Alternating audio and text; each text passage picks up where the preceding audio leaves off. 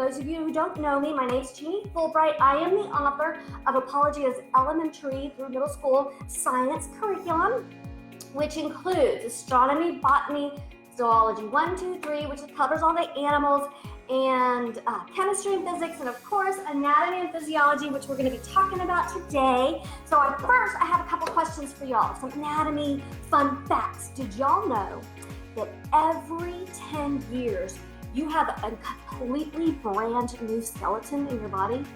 Yes, your bones completely regenerate themselves. They are constantly in the state of replacing old bone with new bone. So every 10 years, you're a brand new skeleton. Isn't that the coolest? So that is first anatomy fact. Another one is, did y'all know that bacteria actually have residence, take up living space in your mouth? That's right. There are bacteria living in our mouth. I know it's horrible, but it's true. They're there even after we brush our teeth. But what we do when we brush our teeth is we get rid of their excrement. Actually, the bacteria, when we don't brush our teeth, we feed the bacteria. This is something we can tell our kids to encourage them to brush their teeth. So we feed the bacteria. We're basically providing a meal for them when we don't brush our teeth. And it's their excrement that makes our breath smell and also puts holes in our teeth. So that's pretty gross, but that is the kind of things you're going to learn in the anatomy curriculum. Your kids are going to learn some really interesting anatomy facts, but they'll also learn some cool fun facts like that. Did you know that twins have absolutely the identical DNA? Identical twins have identical DNA, but the fingerprints are different. So that means that people's fingerprints have nothing to do with their DNA. They kind of develop in the womb, in utero, based on the environment. And I think that's so crazy, because then you also realize that there are no two people have the same fingerprints. To me, that just seems so amazing, kind of miraculous. So also, speaking of fingers, that little white thing on our fingernails is called the lunula, which means the little moon. So everybody has a little moon, or 10 little moons on their fingers.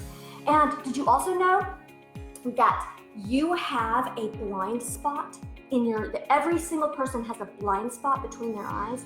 And so one of the activities in the books is going to be helping the children find their blind spot and to see, or actually not see, their blind spot. So there are so many fun activities in the anatomy book where your children can really learn anatomy. And kids love to learn about the human body and what's going on inside of it. They're so fascinated by their bodies and how it all works. And so teaching anatomy and physiology to kids is really fun, and you actually will learn along with them. One of the activities that we have in there that when I was trying to figure out how I was going to help the kids to put all the pieces together on their body, I thought about doing like a big wall, and have them trace themselves, and then, put kind of like the me. There was like a book that people did that. But I thought, you know what, we want to do something for the notebooks. And so I have them create a personal person where they take a photo of their face and they put it they cut out one of their bodies. There's several bodies to choose from. So they cut out a body, they put their face on top, and then after they learn about each body system, they will cut it out. And this is actually transparency. So they cut it out and then they lay it on top, and they attach it at the top with a piece of tape or piece of glue, and then they're able to flip it up. And as they learn about each system in the body, they add it to their personal person, and so they see where that fits in on the person that is them.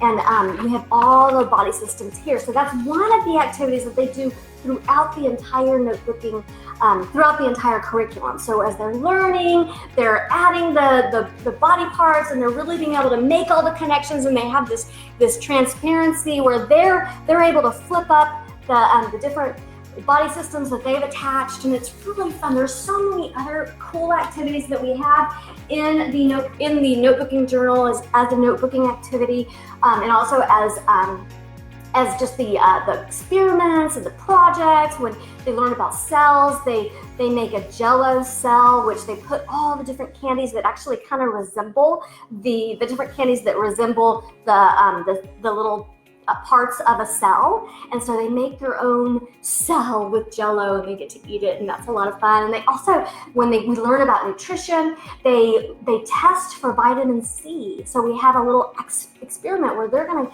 kind of guess which fruit has the most vitamin C, and then they get to test for it and find out if they were correct. They would do blood typing. They figure out what their blood type is. Do you know what your blood type is? Well, you'll find out when you do Exploring Creation with Human Anatomy and Physiology. They also make a stethoscope, and when we learn about the immune system, they test for bacteria on different surfaces, and so they can create a science fair project with that if they want to, and just make their estimate about what's going to have the most bacteria on it. There's just a lot of fun projects and activities.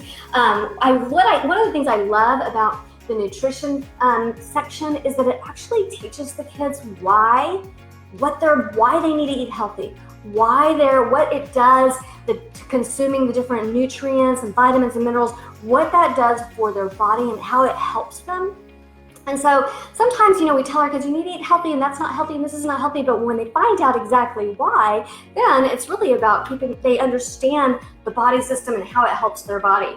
And if you have kids right now that just really don't like eating healthy, don't worry. I had a child like that hated eating healthy. He was the worst eater, and now he is a health guru. He thinks I'm unhealthy. So that happens. Your kids will. Sometimes you just have to trust that your parenting and the education that you give them will take later. Usually they have to move out of the house, and then everything you taught them, you watch them live it. And so it's kind of like, okay, parenting works. So I want to talk to you a little bit about why we use notebooking in the Apologia curriculum. I have to say that notebooking was something that I started out doing as a homeschooler because I had read about it when I was considering homeschooling, and then I started out doing it, but it kind of took a longer time than just filling out a worksheet. And so I thought, you know what, we'll just not do notebooking the next year. And then I discovered kind of through discussions with my children that the year that we used notebooking, my children remembered what they learned far more than the years that we didn't use notebooking or we used some sort of worksheets. And so the methods they use in schools nowadays, of course, is they use worksheets and quizzes and tests in order to determine whether the child read or comprehended or listened to the material being taught.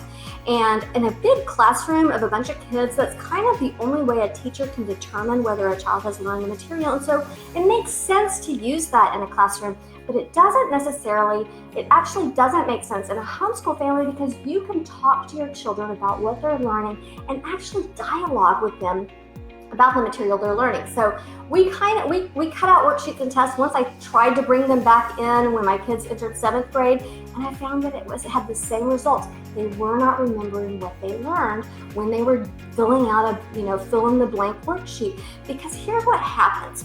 When you sit down to do a notebooking page, say for example, you have learned about bones, and you learn about how your bones regenerate every 10 years. A child who sits down to write that out or draw a picture of that information, actually what happens is they are thinking about that material. They're actually thinking about what they learned. They're mulling it over. They're thinking about, how am I going to express my learning? And what that does is it moves the information from that short-term memory into their long-term memory. It actually causes them to retain what they learned. And what we want with our children is for them to retain what they learn. We want them to have retention of the material that we teach them. And so in order to do this, notebooking is one of the best ways to do it, because what it does is it helps them to focus their attention back on what they learned. Rather than if you fill out a worksheet, you're just not really mulling over and contemplating. You're not in deep thought about what you learned. You're just, okay, A, B, C, D. Oh yeah, and fill in the blanks, and you can just imagine. It's just easy. It's basically kind of determining whether they learn the material, but it doesn't move the material from the short-term to the long-term memory. It actually doesn't, it's not effective for educating our children. It's just kind of a measure. It's a measure. And that's not what we want to do. We want to throw out the methods that are not working in our public school system and our private school system and use methodologies that actually are proven to work. And so when a child sits down and uses creativity, their own unique creativity, for expressing themselves, whether it's in writing or drawing or diagrams, or even if they cut out pictures from the internet, they print up and cut out pictures that they're going to glue in there. They're focused on the activity. They're focused on what they learned, and this causes them to really spend time focusing their attention on the subject. And using creativity is so valuable. We kind of think of creativity as fun and nice, but actually it is extremely important for the education. It helps their brain to process and remember materials when a child is allowed to be creative with the material they learn. Albert Einstein was a college professor, and one of his quotes is, it is the supreme art of the teacher to awaken joy in creative expression and knowledge.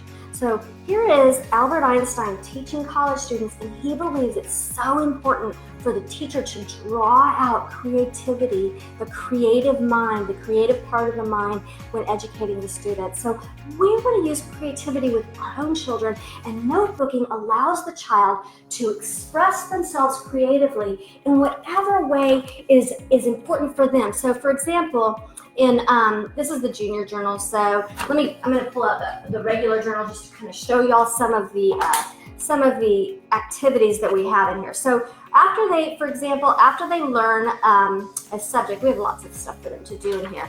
After they learn about something, say for example they learn about the skeletal system, we have places for them to write and draw about what they learned. So essentially there's no right or wrong answer. What was it about the skeletal system? What fascinating facts did you learn about the skeletal system that were important to you? And so the child gets to express themselves about what they learned. They're not being told what is important to learn. They're actually thinking about the material, what they thought was interesting. There's so many interesting facts about bones and the skeletal system, and they can continue to fill this out throughout the lesson each day or week as they learn. And then we do have a quiz at the end, kind of a what do you remember section, which they can give back orally, or you can have older kids, you can have them write out the answers. And then we also have them label the bones and the body. And in the junior journal, we actually put lines and like a little bit of clues for each of the bones so that it helps them. So that's the difference between the regular journal and the junior journal.